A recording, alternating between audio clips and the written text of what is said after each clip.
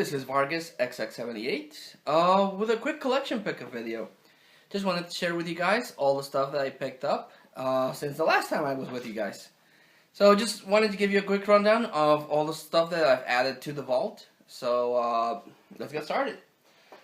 First off, after much waiting, the bi-monthly special edition issue of Club Nintendo finally came out.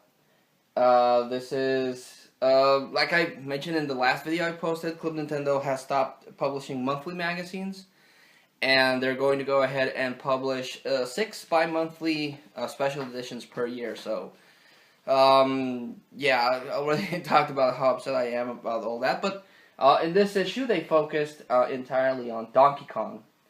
They talk about all the games where Donkey Kong appeared. They talk about the very interesting timeline that's there, that Donkey Kong from the original game went on to become Cranky in the Donkey Kong Country series, and then Donkey Kong Jr. is the father of the new Donkey Kong that everyone knows. So it's very interesting because basically, you know, the original Donkey Kong turned into Cranky, so he got old, but Mario somehow you know, has been eternally young. So that is very interesting that they set it up that way. But they also talk about, like I said, all the awesome games where Donkey Kong started, even the sports games. They talk about the TV series that was out. No poster, but that's actually a good thing because they don't, you know, sacrifice page count for the poster. So again, really disappointed that it's no longer a monthly thing, but still happy that they're still publishing a physical copy of Club Nintendo, even if it's, again, only a bi-monthly special edition sort of thing. So you know, those are actually cool because they are packed with information and you know, little details that most people might not know about the specific character that they showcase. So yeah, it's something. At least it's something. Me and the wife went to a Target, and they had this guy. The Bowser amiibo. I've rarely seen many Bowser collectibles. And again, me and the amigos are in a very interesting place because, number one, I don't want to buy all 49 amiibos. You know, but at the same time, I would like to get the ones that I'm more interested in. Bowser was on that list, actually, because, like I said, I rarely see Bowser collectibles, and the design that they gave Bowser's is pretty cool. He looks pretty menacing and stuff. The ones I'm interested in getting, I am interested in getting the Ganondorf amiibo, because I have Link and Zelda, so I would like to have Ganondorf just like I have Bowser. But the ones that I will genuinely chase after is Mega Man, Sonic, and Pac-Man. Mostly because those are, you know, non-Nintendo characters. They're special invites for Smash Brothers on the Wii U and the 3DS. So owning those amiibos, I'm really looking forward to being able to pick those up and you know, collect them. Which is going to be hard because amiibos are getting really hard to find. We went to two Walmarts, and they had no amiibos there. Target had a selection of the usual suspects. They had Mario, they had Peach, they had Yoshi, they had Kirby, they had Luigi, and they had Bowser, which is the Bowser that I bought. And at GameStop, the only different one I've seen is that they restocked Donkey Kong Jr., and Samus. But I've never seen Star Fox. I've never seen Kid Icarus. I've never seen the Little Mac. Those are really hard to come by. And I'm also thinking of, if I find one, I'm thinking of getting a Rosalina. But I've also read online that that Rosalina amiibo is you know, being sought out by a lot of collectors. So, you know, the main ones I want to get, like I said, is Mega Man, Sonic, and Pac-Man. If I can get a Rosalina and a Ganondorf, I'm okay with that. But I genuinely do want to get Sonic, Mega Man, and Pac-Man. So, you know, if I see them, I'll pick them up. Let's start off with these things. My wife, my beautiful wife, is a huge Hello Kitty fan. So whenever I see something related to that character, I try to pick it up for her. And we went over to a swap meet, and I picked up this Hello Kitty coin bank. It might be a coin bank. I don't know exactly what it is, but it's a little Hello Kitty ball figurine. Also picked up Hello Kitty's mom. A Hello Kitty bunny. And another Hello Kitty figurine, which I have no idea who who it is. But I picked those little things, and I also bought for her this giant. Well, it's not giant, but it's the biggest Hello Kitty plush doll that I've ever bought for her. The biggest one I've bought for her is a Hello Kitty wedding and a Hello Kitty nerd, but this by far beats them. And my wife saw it and she was like, "Oh, she's so pretty, and I want to buy it." So I bought it for her, and she loves it. She like I said, she loves anything that has to do with Hello Kitty.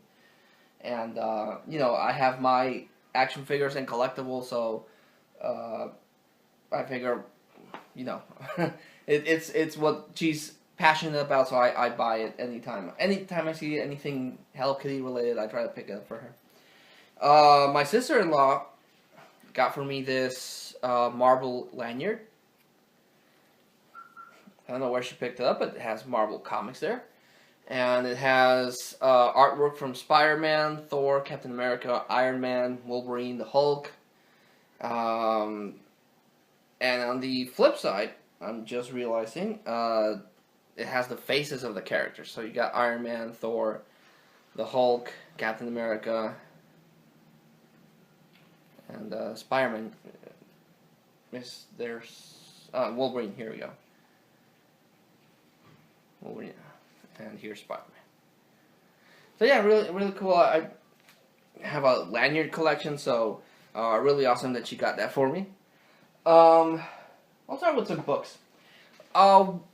Bookstores by and far near my area, or at least the bookstores that I used to frequent, are gone. Bookstores are gone. They're just, I've never seen a bookstore actually in the times that I've gone to the U.S. In Mexico, we still have bookstores, but they are insanely overpriced. They really, really overpriced their books over here. But me and the wife went to visit my brother-in-law, and he lives relatively far away, at least farther than the places we normally visit. But there's a Barnes and Noble there. We found a Barnes and Noble there next to a Ross, and my wife went to the Ross because she wanted to pick up some stuff, and I went to the Barnes and Noble. And they had this 75% off a clearance sale.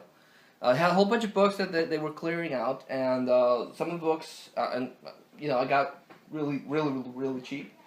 The first one I picked up is Kauai, which is a collection of Japanese ghost stories. They actually made a movie out of some of the stories here. I must have shown it in one of the pickup videos, but they actually did make a movie based on these stories. These stories are by, they were compiled by an American scholar called Lafcadio Hearn. And, he went to Japan, he lived there a while, and he collected all these Japanese ghost stories and horror tales that, people would share with each other and so on. Kawaii actually, it says here, means strange stories, so there you go. And I'm a big Japanese fan. Anything that has to do with Japan, especially during the samurai period, I pick up. And I haven't read any of the stories, honestly. I've seen the movie, and the movie kind of does creep me out, so because it's something that I enjoy about literature, physical literature, is that you read the stories and your imagination makes up, everything that happens in the book. So I have a very weird imagination that I overthink things. So usually horror books tend to be a lot more freakishly for me than a movie.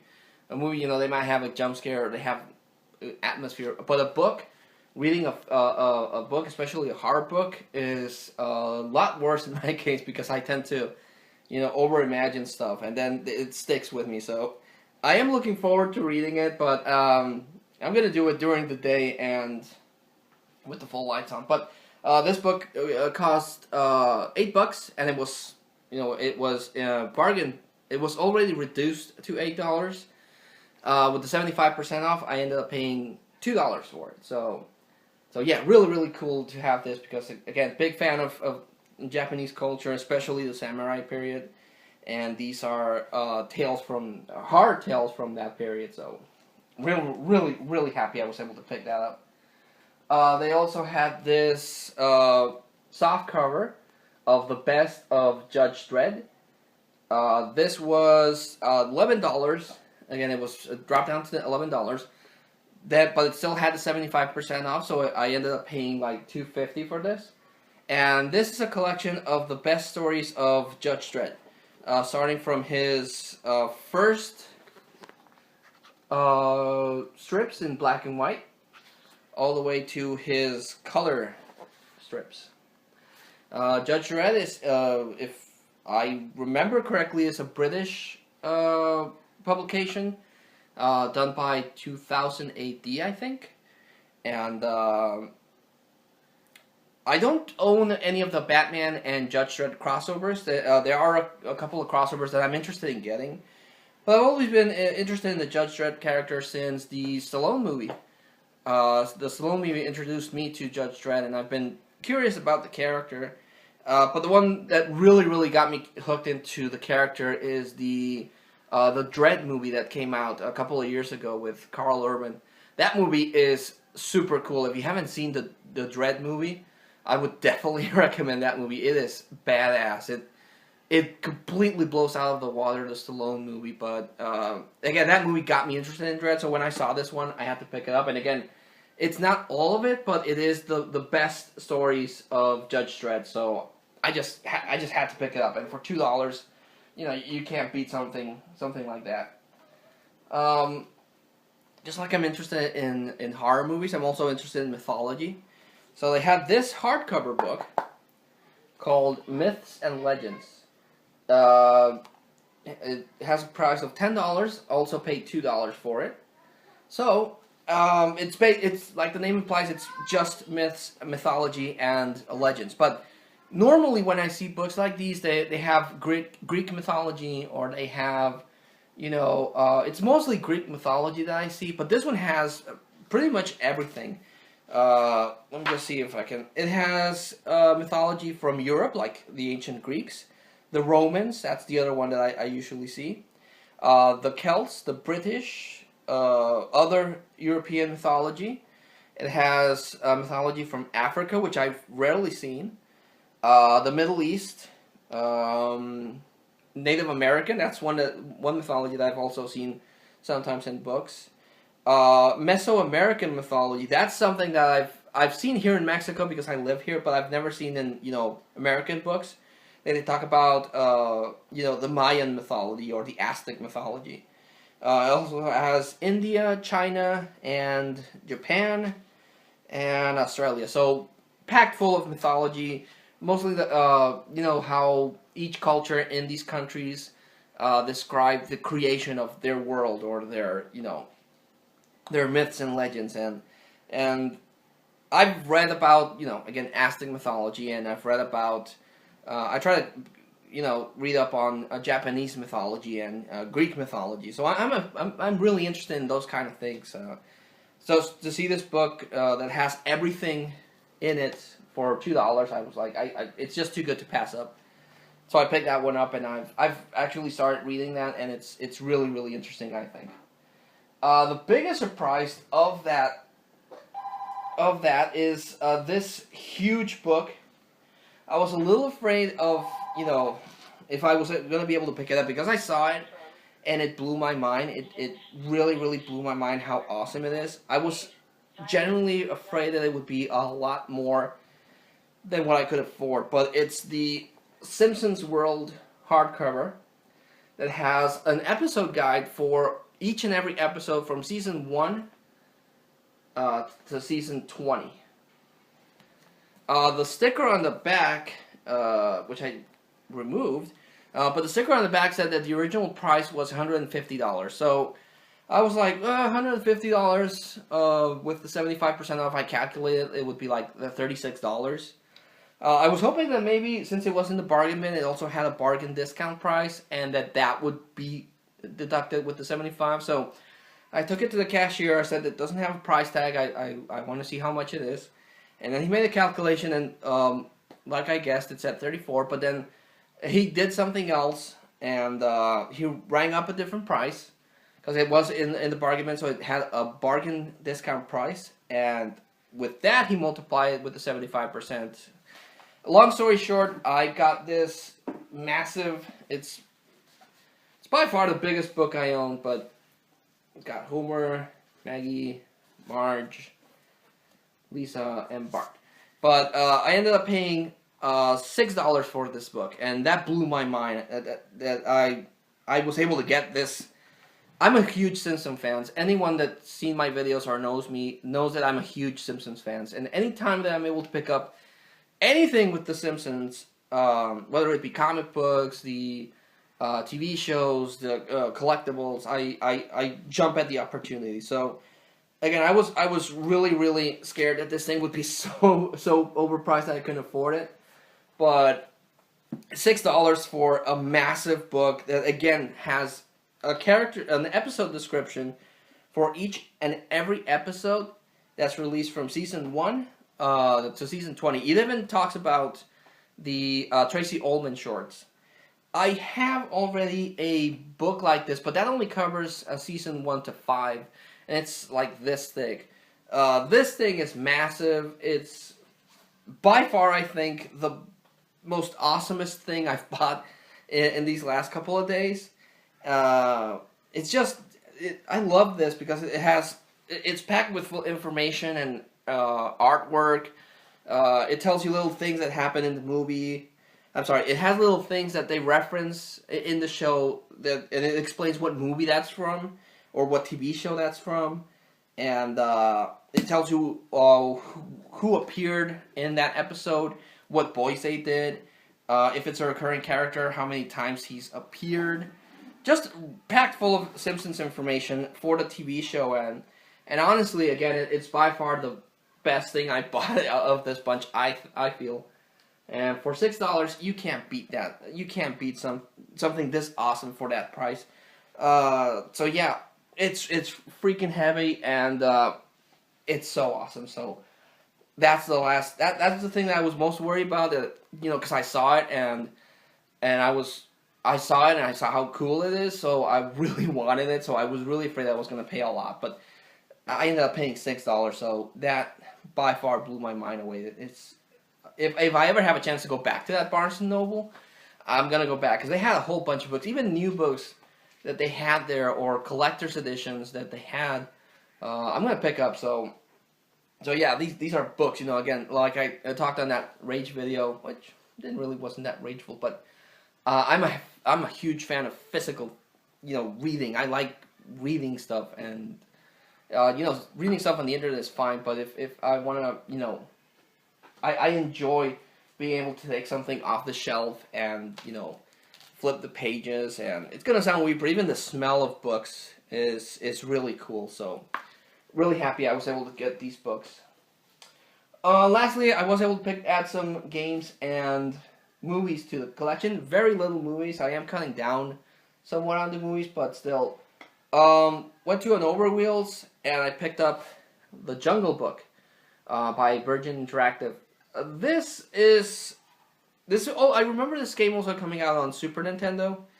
I was a little weary of picking it up because it's really damaged on the back. It had a Blockbuster sticker, and someone ripped it off and ripped off the back here. And the front has this really ugly Blockbuster video, which I've tried to remove, but I'm having a lot of difficulty with. But I plugged this into Nintendo, and it works fine, which I'm really happy about. And it's a platforming game with The Jungle Book. The Super Nintendo version is actually a lot better than this version, but again, I got a good price for it, and I decided to pick it up. But now I have the Indiana Jones video game that I bought before was my 250th. So now I have 151, and I don't like that number for it. It's weird for me that that's how that came about. But went to a GameStop because I read a rumor online. It might not even be true, but I read a rumor online that Nintendo was gonna stop producing copies of The Legend of Zelda: A Link Between Worlds. Majora's Mask is just about to release in a couple of days, and I'm really looking forward to buying Majora's Mask. I love Majora's Mask. My favorite Zelda of all time is still Ocarina of Time. But Majora's Mask was really cool, and I want to see what they do with it, because with the Ocarina of Time that they released on 3DS, they really updated the graphics, and the 3D was amazing in that game. So I want to buy that one, but I am missing, or I was missing, A Link Between Worlds for my collection. I was going over my list, and I actually forgot that I don't own this game. So we went to a GameStop, and I just bought it brand new. And this is a sequel to A Link to the Past. So yeah, Link to the Past is pretty good. Maybe I'll make a list of my favorite Zelda games. But Link to the Past was really cool, and this one has that same style but in 3D. So really looking forward to clocking in a bunch of hours to The Legend of Zelda: A Link Between Worlds. As it stands right now, I own 100%. My collection is 100% complete as of right now for The Legend of Zelda. I own, with the exception of the CDI games, I own every Zelda game.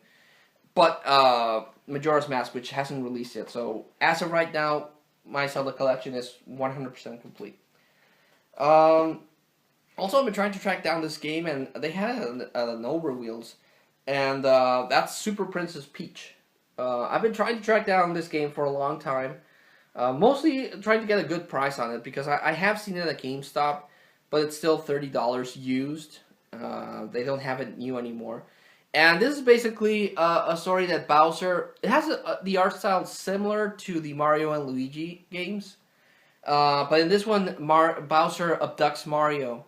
So Princess Peach, which is why it's called Super Princess Peach, has to go to the Mushroom Kingdom. And it's not the Mushroom Kingdom. It's a different world that Bowser set up shop in. And she has to go there, and she has to save Mario, Luigi, and Toad. But Princess Peach... has special abilities where, depending on her mood, she can affect things around her. So they implement that new playstyle into this. Graphically, it's a very pretty game. It plays just like a Mario game, but again with Princess Peach, and it's one of the games I've been trying to track down, because usually Princess Peach is the damsel in distress, except the sports games. So when I saw this, I've been trying, like I said, I've been trying to track it down, and I'm super happy that I finally have a copy of that. At the same GameStop where I bought Link Between Worlds, they had this sale that they had a bin there, and you could get 3 of those games for $10.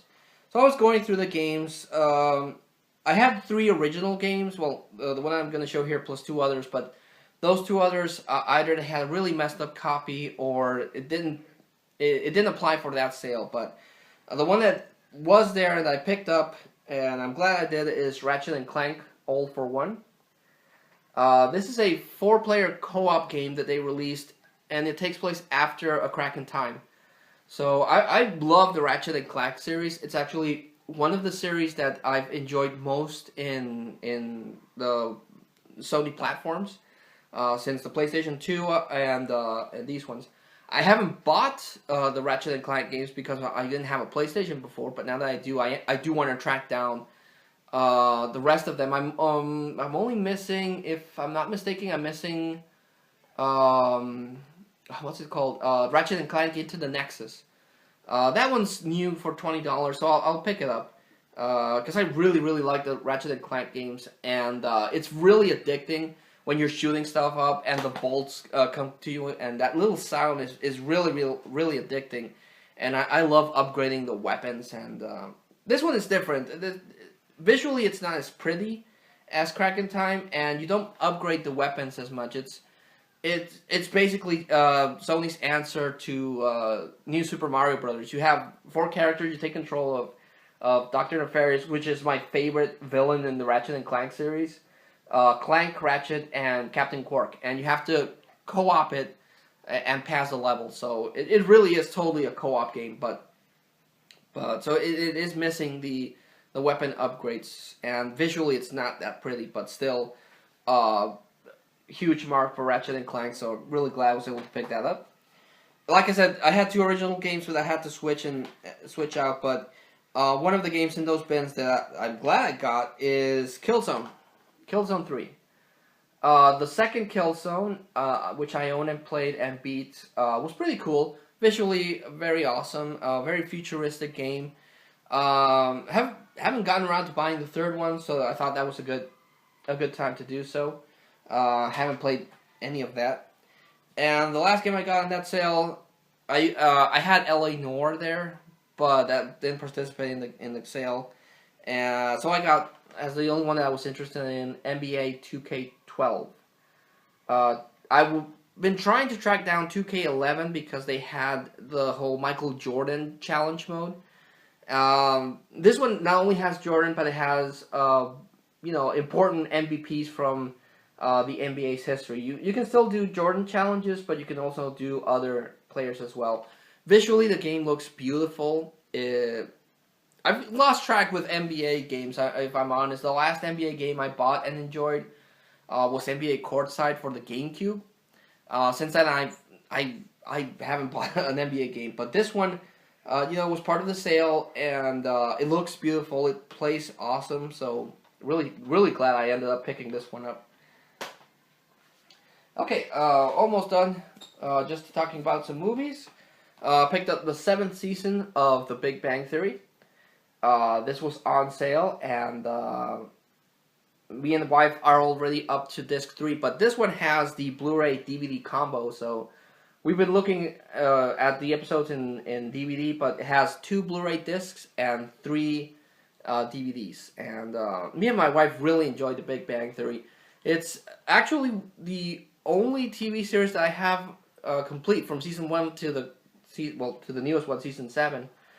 We've missed a couple of issues of this season when it first aired on TV, and we're also missing a couple of episodes from season 8, but me and the wife just love The Big Bang Theory, so really happy we got that. Went to Walmart and picked up Robocop, the original one. It isn't the Blu-ray DVD combo, but it's the unrated director's cut. I've never seen the unrated director's cut. I've always seen the theatrical one. So I picked it up. It was at Walmart, cost $7. So I was like, yeah, I'm gonna buy it because it has a whole bunch of special features. And again, it's unrated, and it's a version I've never seen. So still have to see that one. At Target, I picked up X-Men: Days of Future Past. They had it on sale for $10. Bummed out, and it's something that also happened with Guardians of the Galaxy. I still need to pick up Guardians of the Galaxy, but X-Men: Days of Future Past and Guardians of the Galaxy didn't release in a Blu-ray DVD combo pack. They only released in DVD or Blu-ray, not both for some reason. Really enjoyed Days of Future Past. I don't know if they're gonna treat it like a hard reboot or if it's gonna be its own thing, but the awesome thing, in my opinion, is that they joined the X-Men from First Class with the original trilogy, and they bring them together with sending Wolverine back to the past. It's a really, really good story. It has some really, really cringe-inducing death scenes with the X-Men in the future, and the performances are really good. Hugh Jackman is still solid as Wolverine. They bring back Ian McKellen and Patrick Stewart as Xavier and Magneto, and Michael Fassbender is there as Magneto, young Magneto, and James McAvoy is young Xavier. Really, really good movie, I thought, from last year. And I still have to get Guardians of the Galaxy, but that movie was really, really cool. Also picked up the Steelbook edition of Transformers Age of Extinction. This is the Blu-ray DVD combo pack, but bizarrely enough, it has no special features. I don't know why the Transformer movies are so afraid of special features. I own the third one, and that also doesn't have any special features. And I'm a huge fan of special features, so it does bum me out. But this is the Steelbook edition that was only available at Target. And honestly, I enjoyed this movie a lot. A lot of people hated the fact that Shia LaBeouf and the parents were in this one. But honestly, I think this movie is so much better because they're not in it. It still has those cheesy moments that the Transformers movies have, but I think Mark Wahlberg, Kelsey Grammer, and I always forget his name. Stanley Tucci were pretty solid. They made this movie a lot more enjoyable than I thought it was going to be. I do agree the 3-hour runtime is a bit much, but honestly, those three actors and the different tone that they gave this movie, I thought was a lot better. I was disappointed that the Dinobots were so little. They really just appeared at the end, and it was only like the last 10-15 minutes. So I was disappointed that the Dinobots had so little screen time. But honestly, this is my favorite Transformers movie next to the first one. The second and the third one, in my opinion, don't hold a candle to this one. Mostly because of the actors involved. They really elevated, in my opinion, they elevated the movie a lot more than if Shia LaBeouf would have been back. And that's actually a bummer. My sister-in-law, one of my sisters-in-law, was telling me that they're going to make a fifth movie and they're going to bring back Shia LaBeouf and Megan Fox. So, no, not looking forward to that. And the last movie I picked up, the swap meet, is The Goonies. I grew up with The Goonies and the Monster Squad. Oddly enough, I never got around to buying The Goonies. So now I do. And it's a good movie. I love The Goonies. And I remember, I forget the name of the character, but they had this character that had all these gadgets and always had a backpack with all the stuff that he would need. And ever since then, I always carry a backpack because, you never know when you might need something. And I try to put stuff in that backpack. And it's all because of The Goonies. Again, for the life of me, I can't remember the name of that character, but it's a good family.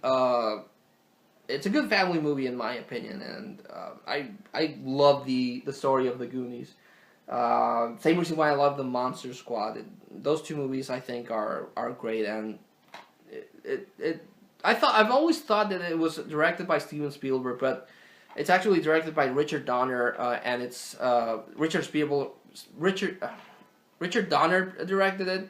Steven Spielberg, I think, was an executive producer, or he just wrote it. I actually forget, but yeah, good movie, and it's the last movie I picked up. Like I said, I've been cutting down on movies, but I feel I was still able to pick up a whole bunch of neat stuff. Usually, like I said, I like to recommend the standout of the haul. Oops, almost dropped everything. The standout things from the haul. I've already mentioned the Simpsons book, and it's too heavy to actually show again in the camera. The Simpsons book is by far the best thing that I picked up this time.